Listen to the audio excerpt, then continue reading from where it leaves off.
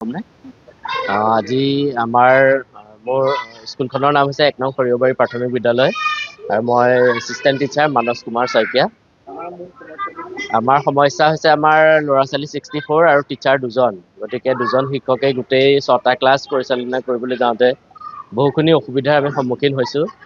গতিকে আমি বিভাগীয় কৰ্তৃপক্ষক অনুৰোধ জনাওঁ যাতে আমাক শিক্ষক দি পেলাই আমাক কিছু কামখিনি নিয়াৰিকৈ চলোৱাত সহায় কৰক।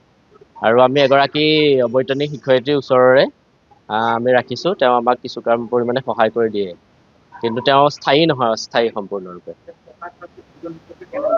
6টা ক্লাছত 2জন শিক্ষক বিশেষ অসুবিধা হয়। গতিকে আমি কি কৰোঁ, এটা ক্লাছত 2টা শ্ৰেণী বহাওঁ আৰু তেনেকেই পাঠদানৰ কাৰ্যসূচী মিলাই পেলাই কৰোঁ আৰু সম্পূৰ্ণভাৱে ফলপ্ৰসূ হোৱাগৈ নহয়গৈ কিছু ৰৈ যায় যিখিনি আমাৰ লাৰ্ণিং আউটকামছ ল'ৰা ছোৱালী পাব লাগে, ধৰি লওক সময়মতে সেইখিনি নাপায়গৈ।